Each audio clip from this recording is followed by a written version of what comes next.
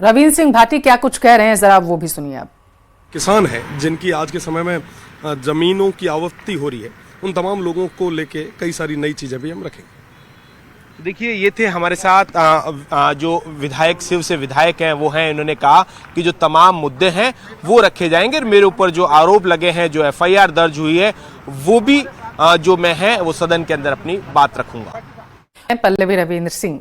गृह राज्य मंत्री जवाहर सिंह बेढम का एक बड़ा बयान सामने आया। उन्होंने कहा कि विपक्ष के पास ना कोई विचार है ना कोई मुद्दा है, मैं बड़ा तू बड़ा की राजनीति में बस ये उलझे रहते हैं।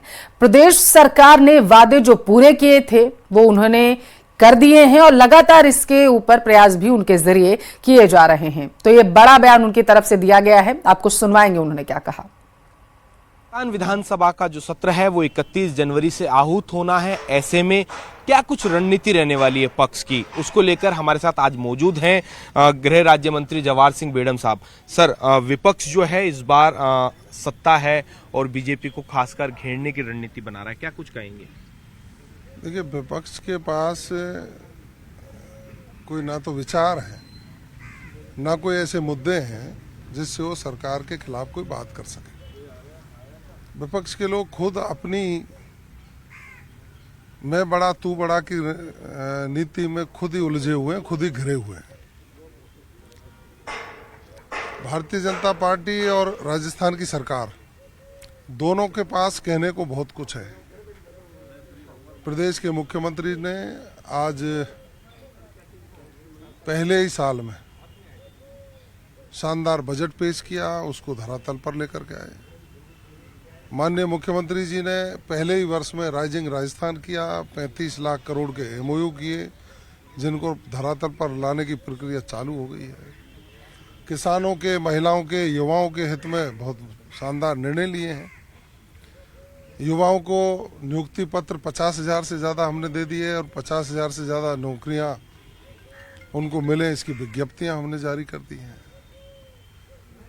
महिलाओं की समृद्धि के लिए माननीय मुख्यमंत्री जी ने लखपति दीदी बनाने का काम किया, 450 में सिलेंडर देने का काम किया। किसानों के लिए किसान सम्मान निधि में 2,000 रुपये प्रतिवर्ष बढ़ाने का काम कर दिया है। तो देखिए, ये थे हमारे साथ गृह राज्य मंत्री जवाहर सिंह बेढम साहब। इन्होंने कहा है कि एसआई भर्ती को लेकर भी जो सरकार है वो उन्होंने एसआईटी का गठन किया है, जो दोषी है उन्हें सलाखों के पीछे पहुंचाया है। इस पूरे मामले के अंदर भी सरकार उचित जो निर्णय है वो लेगी। न्यूज़ 18 राजस्थान के लिए सहयोगी अविनाश। रविंद्र सिंह भाटी क्या कुछ कह रहे हैं, जरा वो भी सुनिए आप। किसान है जिनकी आज के समय में जमीनों की आवत्ती हो रही है, उन तमाम लोगों को लेके कई सारी नई चीजें भी हम रखेंगे। देखिए, ये थे हमारे साथ जो विधायक, शिव से विधायक हैं, वो हैं। इन्होंने कहा कि जो तमाम मुद्दे हैं वो रखे जाएंगे और मेरे ऊपर जो आरोप लगे हैं, जो एफआईआर दर्ज हुई है, वो भी जो मैं है वो सदन के अंदर अपनी बात रखूंगा।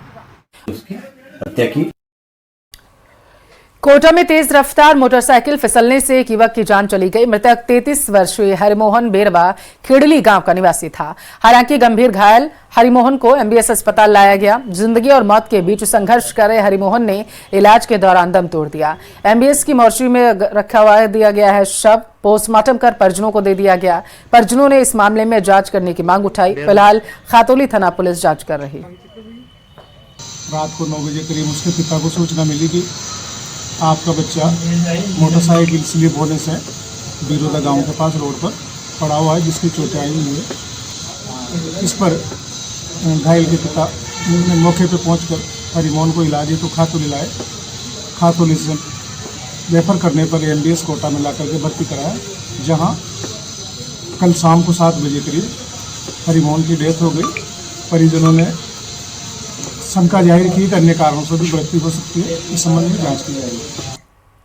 प्रदेश में सबसे बड़ा खून का अवैध कारोबार चल रहा और काला धंधा ऐसा कि मंत्रियों तक के खून का सौदा किया जा रहा। जी हां, जिस रक्तदान शिविर में मंत्रियों ने ब्लड डोनेट किया, उसी खून को तस्कर मार्केट में बेचने के लिए अब निकल पड़े हैं। देखिए रिपोर्ट।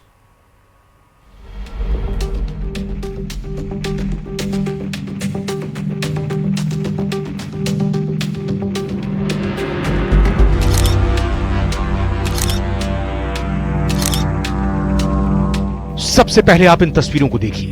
प्रदेश के कैबिनेट मंत्री अविनाश गहलोत एक रक्तदान शिविर में प्रमाण पत्र के साथ खड़े हैं और ये वही रक्तदान शिविर है जहां पर डोनेट किए गए ब्लड का एक प्राइवेट ब्लड बैंक के साथ सौदा कर लिया गया। यानी जहां माननीयों ने खुद ब्लड डोनेट किया था, वहीं से सारा खेल शुरू हो गया। माननीयों के खून का ही सौदा कर लिया गया। जी हां, जयपुर ग्रामीण ने खून के अवैध कारोबार के खिलाफ जिस कार्रवाई को अंजाम दिया है, उसकी आग डीडवाना जिले के मकराना तक पहुंच चुकी है। जिस ब्लड को लोगों ने जरूरतमंदों के लिए डोनेट किया, उस ब्लड का प्राइवेट ब्लड बैंक के साथ सौदा कर लिया गया। लेकिन सबसे ज्यादा चौंकाने वाली बात यह है कि जिस रक्तदान शिविर का रक्त बिकने के लिए जा रहा था, वो कोई मामूली शिविर नहीं था। इस शिविर का आयोजन मकराना के पूर्व विधायक रूपाराम मुरावतिया और उनके परिवार ने किया। मकराना के पूर्व विधायक रूपाराम मुरावतिया के छोटे भाई स्वर्गीय प्रेम मुरावतिया की प्रथम पुण्यतिथि के मौके पर 25 जनवरी को ये रक्तदान शिविर रखा गया था। इस रक्तदान शिविर में रिकॉर्ड तोड़ रक्तदान हुआ था। सबसे बड़ी बात यह रही कि प्रदेश के कैबिनेट मंत्री अविनाश गहलोत इस रक्तदान शिविर में आए। उससे भी बड़ी बात यह थी कि प्रदेश के राज्य मंत्री विजय सिंह चौधरी ने खुद रक्तदान किया। कई विधायक, कई जनप्रतिनिधि इस रक्तदान शिविर में शामिल हुए। इस पूरे रक्तदान शिविर में 2700 से ज्यादा लोगों ने रक्तदान किया। ये बहुत बड़ा अचीवमेंट एक तरीके का था। लेकिन जो रक्तदान शिविर हुआ, उसमें एक प्राइवेट बैंक भी शामिल था, मकराना ब्लड बैंक नाम का, और उसके कर्मचारी जोबनेर के पास पकड़े गए 255 यूनिट रक्त के साथ। इस शिविर की जिम्मेदारी लॉयंस क्लब मकराना को सौंपी गई थी और 10 टीमें बुलाई गई थी, जिसमें 9 टीमें सरकारी थी और एक टीम मकराना ब्लड बैंक नाम के प्राइवेट बैंक की थी। शिविर तो हो गया, लेकिन 27 जनवरी को जोबनेर के पास इस रक्तदान में से 255 यूनिट रक्त एक कार में पकड़ी गई, जिसे 3 लोग बेचने के लिए जा रहे थे। अब रूपाराम मुरावतिया सहित मकराना के लोगों में इस बात को लेकर गुस्सा है कि जरूरतमंद लोगों को रक्त उपलब्ध करवाने के लिए ये रक्तदान शिविर रखा गया था, लेकिन उसमें से कुछ हिस्सा 255 यूनिट बेचने के लिए लोग ले जा रहे थे। मकराना का ये प्राइवेट ब्लड बैंक सवालों के घेरे में है, क्योंकि जो लोग पकड़े गए हैं वो उस ब्लड बैंक से जुड़े हुए हैं। इसको लेकर पूर्व विधायक रूपाराम मुरावतिया ने भी दुख जताया है। साथ ही उच्च अधिकारियों को पूरा खुलासा करने की मांग की है। इससे मैं आहत हुआ हूं। इस जो घटना से मुझे दुख हुआ है और मैंने सक्षम अधिकारियों को ईमेल से और जितनी मेरी कोशिश हुई उनको मैंने इस पर बहुत बड़ी गंभीरता से सख्त कार्य करने का मैंने तो निर्देश दिया है, मैंने सलाह दी है। और मैं समझता हूं कि इस तरह की जो घटना हुई है, मेरे लिए, मैं तो कहूं दोषी कोई भी हो उनको सख्त से सख्त सजा मिले और उससे लोग भ्रमित न हो। दरअसल 27 जनवरी को जयपुर ग्रामीण पुलिस ने जोबनेर के पास ये कार्रवाई की थी और पुलिस ने एक कार से 255 यूनिट ब्लड बरामद किया था, जिसे अवैध रूप से मकराना से सवाई माधोपुर ले जाया जा रहा था। इस मामले में पुलिस ने 3 युवकों को गिरफ्तार किया है। मतलब अवैध रूप से इस ब्लड को ले जाया जा रहा था। ना इनके पास किसी प्रकार के दस्तावेज है, ना इनके पास ब्लड डोनेशन कैंप की कोई सूचना है कि रिकॉर्ड है, ना ही डिस्ट्रीब्यूशन के हैं, किसी प्रकार के दस्तावेज नहीं है, ना ही ब्लड टेस्टिंग की कोई रिपोर्ट है इनके पास में। इस तरह से ये मतलब एक तरह से इलीगल ट्रांसपोर्टेशन ऑफ ब्लड है। फिलहाल पुलिस गिरफ्तार आरोपियों से पूछताछ कर रही है और पूरे मामले की जांच कर रही है, लेकिन लाल खून का इतना बड़ा काला खेल अपने आप में कई सवाल कर रहा है। अब राजस्थान में ये जो ब्लड बेचने का गिरोह कितना बड़ा है, इसका ठीक ठीक जवाब तभी मिलेगा जब पुलिस अपनी जांच को आगे बढ़ाएगी। अब इस पूरे प्रकरण में मकराना का मामला सामने आने के बाद ड्रग कंट्रोलर टीम ने इस ब्लड बैंक पर छापा मारा और स्टॉक की जांच की है। लेकिन मकराना में इतने बड़े पैमाने पर जो रक्तदान शिविर हुआ, जिसमें सरकार के मंत्री शामिल थे, सरकार के मंत्री ने खुद रक्तदान किया, ऐसे रक्तदान शिविर को भी इन माफिया ने, इस गिरोह ने बख्शा नहीं। उसमें से 255 यूनिट बेचने के लिए ले गए। अब इस पूरे मामले में रूपाराम मुरावतिया ने कार्रवाई की मांग की है, तो दूसरी ओर कल मकराना में बड़ा प्रदर्शन भी रखा गया है। अब देखने वाली बात यह रहेगी कि ये जो गिरोह है जो खून बेचता है, इसका पूरा पर्दाफाश कब तक हो पाता है। महेंद्र बिश्नोई, न्यूज 18 नागौर। जयपुर का रुख करेंगे, बड़ी खबर आप तक पहुंचाएंगे। बताया जा रहा है कि आईपीडी टावर में भीषण आग लग गई है। इस वक्त की जयपुर से बड़ी खबर है, एसएमएस हॉस्पिटल के आईपीडी टावर में आग लगी हुई है। ये बड़ी खबर सामने निकल कर आ पा रही है कि भीषण आग में इस वक्त आईपीडी टावर जो है वो आ चुका है। एसएमएस हॉस्पिटल का ये आईपीडी टावर बताया जा रहा है। जयपुर से बड़ी खबर आपके टेलीविजन स्क्रीन पर। हालांकि आग किन कारणों से लगी है ये जानकारी नहीं मिल पाई है। जैसे ही जानकारी मिलेगी आप तक पहुंचाएंगे। फिलहाल के लिए बताया जा रहा है कि एसएमएस हॉस्पिटल का ये आईपीडी टावर है जिसमें भीषण आग लगी हुई है, जिसकी वजह से इलाके में हड़कंप मच चुका है। स्थितियों को कंट्रोल करने की कोशिश जो है वो की जा रही है। बड़ी खबर आपके टेलीविजन स्क्रीन पर जयपुर से। ज्यादा जानकारी लेंगे, संवाददाता रोशन हमारे साथ जुड़ चुके हैं। रोशन, अभी की स्थिति क्या है? देखिए, एसएमएस हॉस्पिटल का जो आईपीडी टावर है उसके अंदर ये जो आग देने की जो घटना है वो सामने आई है। बताया जा रहा था कि आईपीडी टावर के जो निर्माण कार्य के दौरान थर्मल जो है थर्माकोल वो है वो काम में लिया जा रहा था और कुछ जो केमिकल के जो ड्रम थे उनके अंदर ये जो आग लगी थी। हालांकि इसकी जो धुआं है वो काफी दूर तक देखी गई, लेकिन गनीमत ये रही कि इस आग के अंदर कोई भी हताहत नहीं हुआ और समय रहते हुए इस आग के ऊपर काबू पा लिया गया है। अभी मौके के ऊपर अग्निशमन दल के जो अधिकारी हैं वो यहाँ पर पहुंच चुके हैं। जो फायर जो गाड़ी है, फायर फाइटर मशीनों की संसाधनों की मदद से पूरी तरीके से आग के ऊपर काबू पा लिया गया है। हालांकि जो निर्माण कार्य के दौरान काफी जो नुकसान हुआ है, फॉल सीलिंग है, कुछ जो लकड़ी का जो सामान रखा हुआ है वो इस आगजनी की चपेट में आ गया है। लेकिन प्रशासन का ये कहना है कि अब पूरी तरीके से इस जो आग के ऊपर जो है वो काबू पा लिया गया है। आप तस्वीरों के अंदर देख सकते हैं कि जिस तरीके से आईपीडी टावर है, 20 से ज्यादा जो इसके माले हैं, ऐसे में 13वीं 14वीं मंजिल तक ये जो धुआं है, धुआं का जो गुबार है वो देखने को मिला। रोशन, आग किन कारणों से लगी पता चला क्या? और इसके साथ ये भी बताइएगा कि क्या लगता है आपको कितना नुकसान हुआ? देखिए, अभी नुकसान का जो आकलन है वो नहीं किया जा सकता। आग लगने का जो कारण है वो भी अभी तक प्रशासन की ओर से स्पष्ट नहीं किया गया है। ये जो बिल्डिंग है ये अभी अंडर कंस्ट्रक्शन है। आईपीडी टावर का जो हिस्सा है इसके अंदर जो निर्माण कार्य जो चल रहे हैं, फॉल सीलिंग इत्यादि का जो काम हो रहा है उसके अंदर थर्माकोल है, काफी ज्वलनशील कहा जा सकता है कि ये जो थर्माकोल की जो शीट्स हैं उनके स्टोर के अंदर ये आग लगी है। कुल मिलाकर जो ये कहा जा रहा है कि जो कोई कर्मचारी है उसकी लापरवाही की वजह से इस तरीके की जो आगजनी की जो घटना हुई है।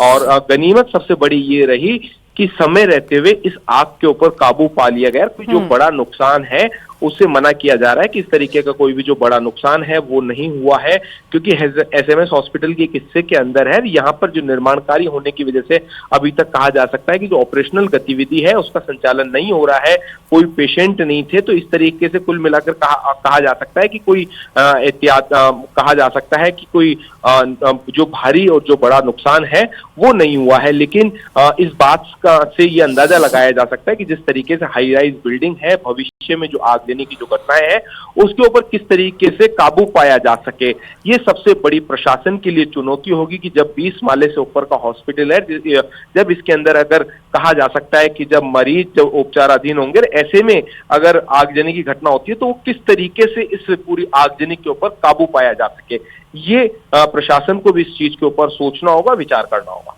बिल्कुल, बहुत शुक्रिया रोशन जानकारी के लिए। तस्वीरें भी अपने दर्शकों को हम दिखा रहे हैं कि किस तरीके से आग ने बिल्डिंग को अपनी चपेट में ले लिया था। हालांकि गनीमत की बात ये रही है कि समय रहते आग पर काबू पा लिया गया है। धुएं का गुबार किस तरीके से कई किलोमीटर दूर से ही देखा जा सकता है और इससे आप अंदाजा लगा सकते हैं कि आग कितनी भीषण लगी होगी। राहत की बात यह है कि किसी के भी हताहत होने की फिलहाल खबर नहीं है।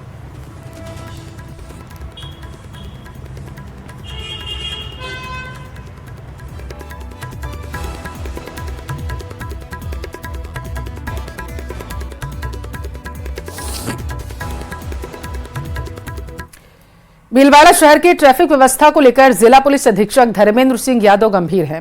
भीलवाड़ा शहर में ट्रैफिक व्यवस्था और सड़क हादसे के ब्लैक पॉइंट्स सहित जाम की स्थिति बनने वाले चौराहों का पुलिस अधीक्षक धर्मेंद्र सिंह यादव ने जायजा लिया। इस दौरान उन्होंने सड़क सुरक्षा माह 2025 के तहत आम जनता तक ट्रैफिक नियमों की जानकारी पहुंचाने के लिए पुलिस अधिकारियों को भी निर्देशित किया। सुरक्षा माह को लेकर भीलवाड़ा पुलिस अलर्ट मोड पर है और रात्रि गश्त में भीलवाड़ा एसपी धर्मेंद्र सिंह यादव खुद शहर में निकले हैं, ट्रैफिक व्यवस्थाओं का जायजा ले रहे हैं।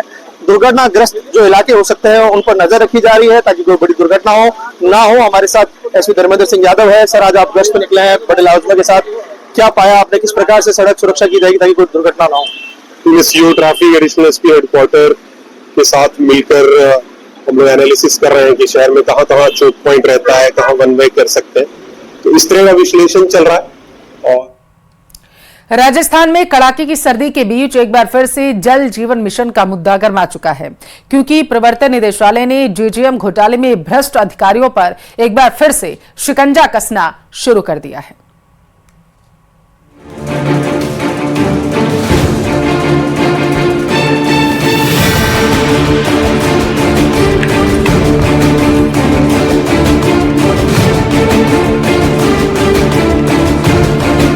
जेजेएम घोटाला, भ्रष्ट अधिकारियों पर शिकंजा।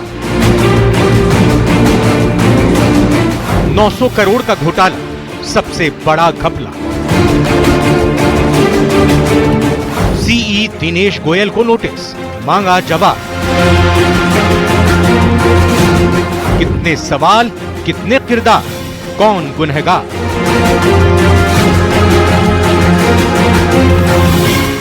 राजस्थान में 900 करोड़ का घोटाला याद है ना आपको? जल जीवन मिशन में जो घपला हुआ उसे आप भले ही भूल गए होंगे, लेकिन प्रवर्तन निदेशालय लगातार अपनी कार्रवाई करने में लगा है। राजस्थान में कड़ाके की सर्दी के बीच एक बार फिर से जल जीवन मिशन का मुद्दा गर्मा गया है, क्योंकि प्रवर्तन निदेशालय ने जेजेएम घोटाले में भ्रष्ट अधिकारियों पर फिर से शिकंजा कसना शुरू कर दिया है।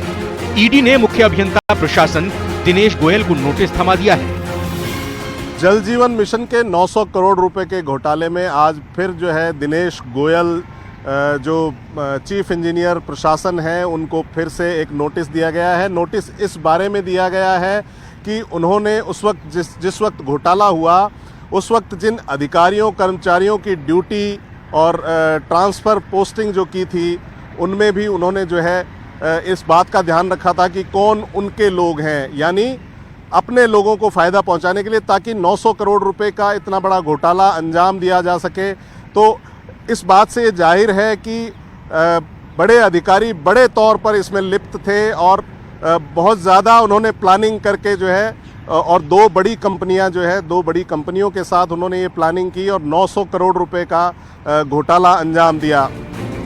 900 करोड़ के घोटाले से जुड़े मामले में सीई दिनेश गोयल को नोटिस मिलने के बाद एक बार फिर मामला गर्मा गया है। श्री श्याम ट्यूबवेल और गणपति ट्यूबवेल कंपनी के मामले में सीई दिनेश गोयल को नोटिस दिया गया है और पीएचडी अधिकारी कर्मचारियों की नियुक्ति पर जवाब मांगा गया है।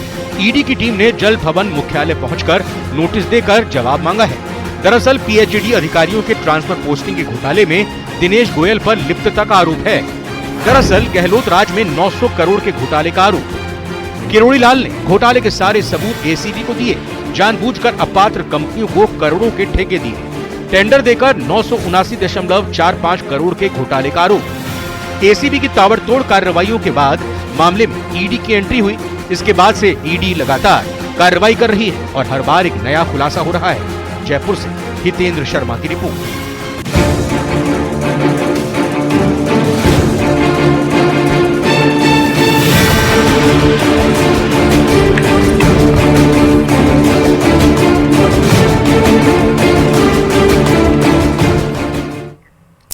छोटे शहर भी अब बड़े नशे की जद में आने लगे। चूरू रेलवे स्टेशन के सामने डीएसटी और कोतवाली पुलिस ने संयुक्त कार्रवाई करते हुए बीती रात 2 महिलाओं सहित 3 लोगों को हीरोइन की तस्करी करते हुए दबोच लिया है। गिरफ्तार तीनों आरोपी राजगढ़ से हीरोइन की तस्करी कर चूरू पहुंचा रही थी। पुलिस अब इनके आकाओं का पता लगा रही है। अवैध मादक अभियान चलाया गया है, जिसके तहत चूरू जिले की डीएसटी टीम एवं पुलिस थाना कोतवाली द्वारा अवैध मादक पदार्थ 18 ग्राम हीरोइन बरामद की गई है, जिसमें 3 व्यक्तियों को गिरफ्तार किया गया है, जिसमें 2 महिला और 1 पुरुष है। ये तीनों व्यक्ति जो है चूरू के हैं, जिनसे कुल 18 ग्राम हीरोइन बरामद की गई है। कोटा से बड़ी खबर है। कोटा के तलवंडी इलाके के बताया जा रहा है सब्जी मंडी में आग लग गई। सब्जी मंडी की सभी बोगी जलकर खाक हो चुकी हैं। अग्निशमन विभाग की दमकल मौके पर पहुंची हुई है। आग पर काबू पाने की कोशिश की जा रही है। फिलहाल आग किन कारणों से लगी है इसका पता नहीं चल पाया है। तो इस वक्त की ये बड़ी खबर है, तलवंडी इलाके से आप तक पहुंचा रहे हैं, जहां पर सब्जी मंडी में भीषण आग लगने की वजह से हड़कंप मच गया। आग किन कारणों से लगी, इसकी जांच की जा रही है। जैसे ही अपडेट मिलेगा आप तक पहुंचाएंगे। फिलहाल के लिए तलवंडी इलाके की सब्जी मंडी में आग लगने से लोग दहशत के साए में हैं। मौके पर पहुंची दमकल की टीम ने आग पर काबू पा लिया।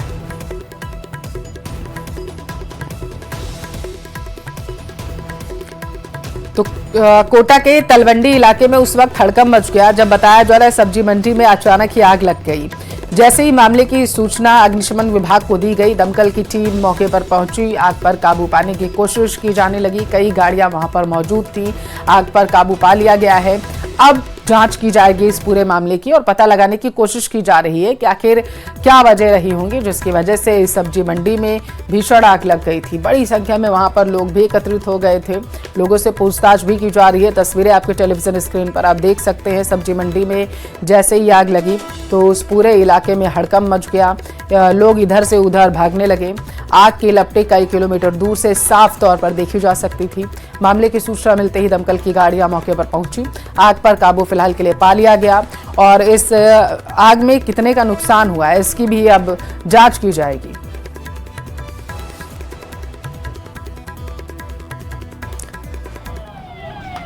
तो ये देखिए आग किस तरीके से विकराल रूप लेती जा रही थी, धीरे धीरे पूरे इलाके को अपनी जद में आग लेने की कोशिश कर रही थी। हालांकि मौके पर पहुंची दमकल की टीम ने आग पर काबू पा लिया, जिसकी वजह से माना जा रहा है कि एक बड़ा हादसा यहां पर होने से टल चुका है। हालांकि सब्जी मंडी में आग लगने की वजह से आसपास के जो रहने वाले लोग हैं वो दहशत के साए में अभी जी रहे हैं। उनकी तरफ